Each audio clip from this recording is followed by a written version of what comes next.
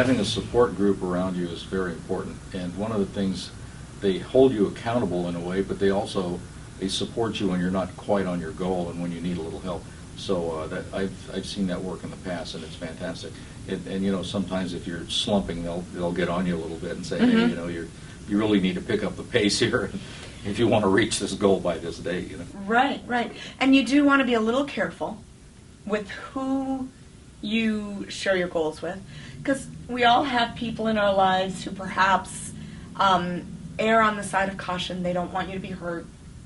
They don't, you know, they operate in their lives from a perspective of play it safe, you know, be careful, don't ask for too much.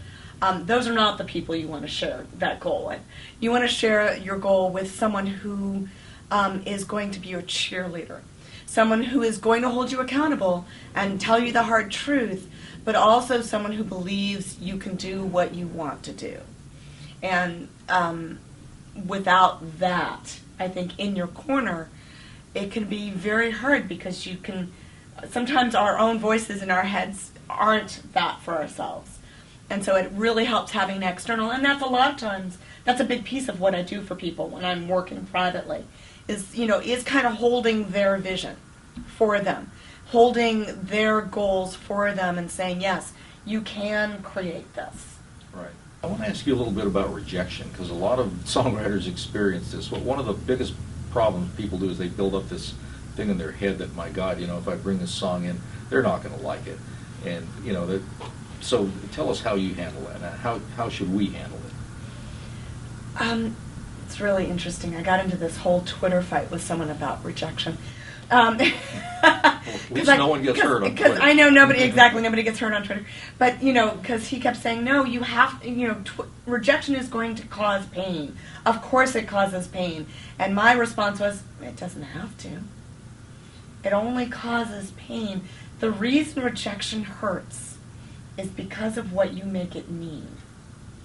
Oh, that's an interesting phrase. The reason you have any emotional reaction to anything, good, bad, indifferent, is because of the meaning you've applied to it. Mm-hmm. And so if you make rejection mean that you are not good enough, then whenever you experience rejection, you are reinforcing that I'm not good enough, and that doesn't feel good. That hurts. If you make rejection mean that there's room for you to grow, or you make rejection mean that that person wasn't the right opportunity for you, it was someone else's opportunity. There's a bigger and better opportunity waiting that had you gotten this opportunity, it would have blocked. Then rejection no longer hurts. The key to success is generally what? I don't know if I can narrow it down to one, but well, I would say a couple of keys to success. Okay, keys. Create a solid team. Even though songwriting is very often a very solitary experience, even when you're working with a partner, very often you write your stuff and then they write their stuff and then you kind of come together. I mean, it's very often you by yourself. Sure. Running your songwriting business should not be a solitary experience. Right. So you create a team.